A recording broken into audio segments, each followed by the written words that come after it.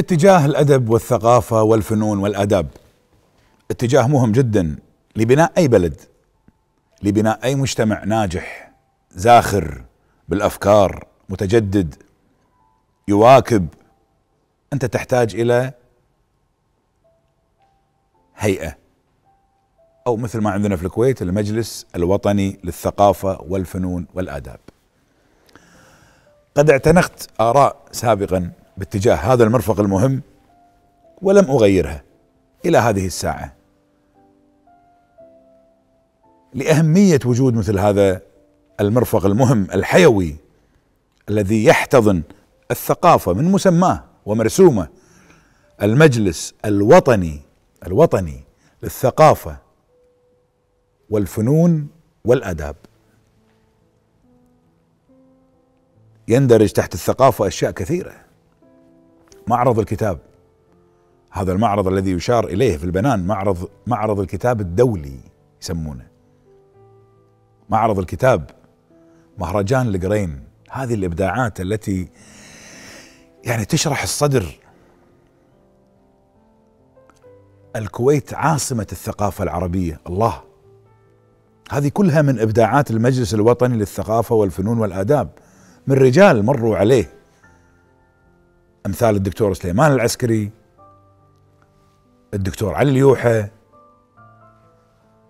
وكثيرين لا تحضرني أسمائهم. هؤلاء شكلوا نقلات نوعية، الرميحي، الدكتور الرميحي، دكتور محمد الرميحي، والآن نفخر أن على رأس هذه المؤسسة رجل مارس الإعلام،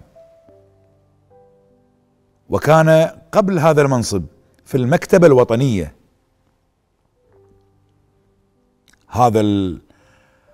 هذا الإرث الكبير في المكتبة الوطنية، وهو الأستاذ الفاضل كامل العبد الجليل. هذا الذراع المهم جنبا إلى جنب السلطات الثلاث في الكويت. قد تستغرب أن يكون مكان هذا مع السلطات الثلاث في الكويت، وهي السلطة التشريعية متمثلة في مجلس الأمة والبرلمان، والسلطة التنفيذية المتمثلة في مجلس الوزراء والحكومة، وهي السلطة القضائية المتمثلة في المجلس الأعلى للقضاء والمحكمة الدستورية. جنبا إلى جنب أضع المجلس الوطني للثقافة والفنون والآداب، لأن كما يشرع المشرع في البرلمان الكويتي، وكما ينفذ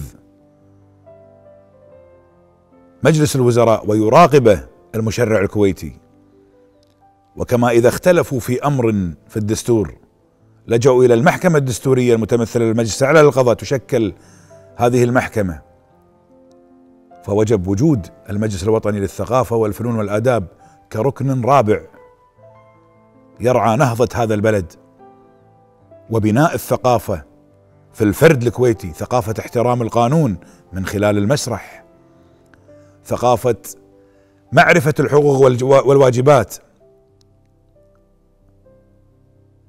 من خلال الآداب والأدب الكويتي،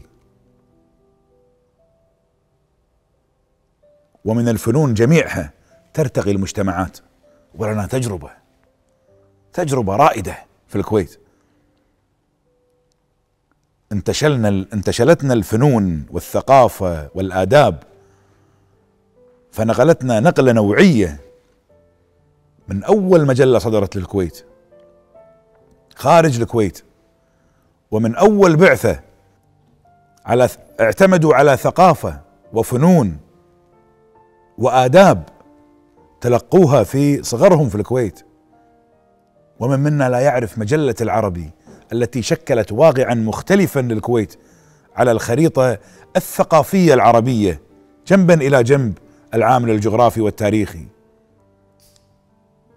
اليوم المجلس الوطني للثقافة والفنون والآداب يسري عليه ما يسري على معظم الجهات التي لم تلاحق تطور المجتمع المعلوماتي في التواجد في أماكن تواجد الشباب والبنات ومستخدمي وسائل التواصل الاجتماعي. القضية مو أني أفتح حساب في برنامج من برامج التواصل الاجتماعي وأصدر أخباري ونظرياتي، لا، مطلوب أن أواكب هذه البرامج، أن أجد لي موطئ قدم وموضع قدم بين هذه الزحمة لأشكل فارقا في الكويت فقط، في المجتمع الكويتي. فكلما حاول القائمين على المجلس الوطني للثقافة والفنون والآداب غرس مفاهيم، فوجب عليهم الدخول إلى العالم الإلكتروني سريعا. مكتبة ضخمة وفخمة، عناوين وفهارس يسيل لها لعاب القارئ والمطلع والباحث، ومواد فيلمية تشكل نمطا وثائقيا فريدا في حياة الشعوب. كل هذه الأشياء من شأنها إيجاد منصة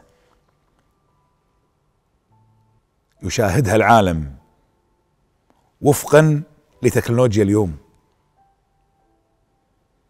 ومع ذلك نقول إن الجوائز والمسابقات والمهام الملقاة على عاتق المجلس الوطني للثقافة والفنون والآداب هم يقومون بواجبهم على أكمل وجه وفقا للإمكانيات المتاحة، لكننا نطمح لأن نواكب هذه المرحلة من العالم الجديد. خلص اتجاهي، نروح للاتجاه الآخر.